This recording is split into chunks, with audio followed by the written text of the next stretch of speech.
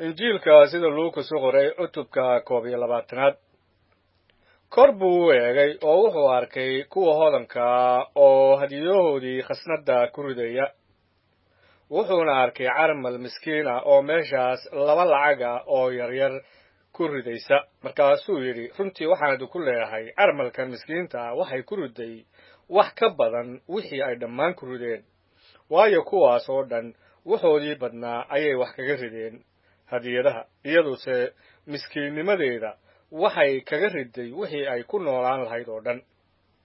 oo qaar kolkay macbudka ka hadlayeen in dhagaxyo wanaagsan iyo hadiyado lagu qurxiyay wuxuu ku yidhi waxaa imanaya maalmo goortii kuwaas aad arkaysaan aan dhagax kale dushiisa lagu dul dayn doonin oo aan la dumin doonin markaasay weydiiyeen oo ku yidhaahdeen macallimow goormay waxyaalahaas ahaan doonaan oo calaamaddu maxay ahaan doontaa goortii waxyaalahanu ay dhowaan doonaan markaasuu yidhi iska eega yaan laydin khiyaanayn waayo qaar badan ayaa magacayga ku iman doona oo waxay odhan doonaan anigu waxaana isaga iyo wakhtigu waa soo dhowaaday ha raacina oo markaad dagaallo iyo rabshooyin maqashaan ha baqinina waayo kolka hore waxyaalahanu waa inay dhacaan laakiin dhammaadku kolkiiba ma aha markaasuu ku yidhi quruunba quruun bay ku kici doontaa boqortooyana boqortooyo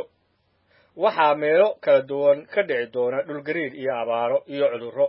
samada waxaa laga arki doonaa waxyaalo cabsi leh iyo calaamooyin waaweyn waxyaalahan oo dhan hortood gacmahooday idin saari doonaan oo idin silcin doonaan oo idin dhiibi doonaan sinagogyada iyo xabsiyada oo waxaa magacayga aawadiis laydin horgeyn doonaa boqorro iyo taliyayaal waxayna idinku noqon doontaa marag sidaa darteed qalbiyadiinna geliya inaydnaan hore uga fikirin waxaad ku jawaabi doontaan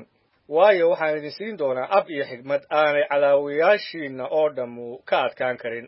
oo aanay ka gees hadli karin laakiin idinka waxaa idin gacan gelin doona waalidkiinna iyo walaalihiinna iyo xigaalkiinna iyo saaxiibadiinna qaarkiinna waa la diri doonaa dadka oo dhan ayaa magacayga aawadiis idiin nabcaan doona tidna madaxiinna kama lumi doono waa inaad naftiinna ku haysataan dulqaadashadiinna laakiin goortaad aragtaan Yeruusaalem oo colal ku wareegsan yihiin markaas ogaada in hallaynteedu dhowdahay markaas kuwa Yahuudiya jooga buuraha u carareen kuwa gudaheeda ku jiraana ha ka baxeen kuwa beeraha joogaana yaanay gelin waayo kuwanu waa maalmo aargudasho in wixii la qoray oo dhammu ay noqdaan laakiin waa u hoog kuwa uur kale iyo kuwa wakhtigaas ilma nuujinaya waayo dhulka dhib weyn ayaa ka dhici doonta dadkana cadho waxayna ku dhici doonaan seef afgeeda oo waa la qabsan doonaa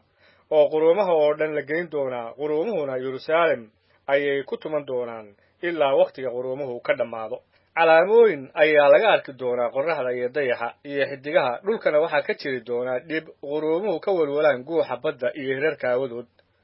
dadkuna waxay la sooxi doonaan baqdin iyo filasho waxa dunida iman doona waayo xoogaga cirka ayaa la gariirin doonaa markaasay arki doonaan wiilka aadanaha oo daruur ku imanaya isagoo leh xoog iyo ammaan weyn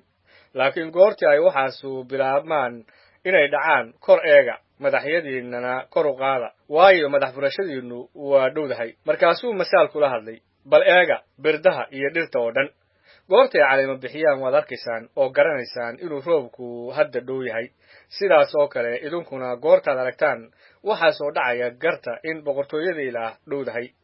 runtii waxaan idinku leeyahay qarniganu ma idlaan doono intaanay wax walba dhicin cirka iyo dhulka waa idlaan doonaan laakiinse hadalladaydu ma idlaan doonaan laakiin iska jira yaan qalbiyadiinnu la cusnaan dhirag badan iyo sakhraannimo ha ka welwelina ifkan oo yaan maalintaasu idin soo kedin sida dabin oo kale waayo sidaas oo kale ayaa ku dhacaysa kulli kuwa dunida oo dhan jooga laakiin wakhti walbaba soo jeeda idinkoo ilaah baraya inaad xoog yeelataan si aad uga baxsataan waxaasi dhici doona oo dhan oo aad wiilka aadanaha isu hortaagtaan maalin walba ayuu macbudka wax ku bari jiray habeen walbana dibadda ayuu u bixi jiray oo wuxuu wax ku bari jiray buurta la odhan jiray buur saytuun dadka oo dhammuna aroortii ayay macbudka ugu iman jireen inay dhegaystaan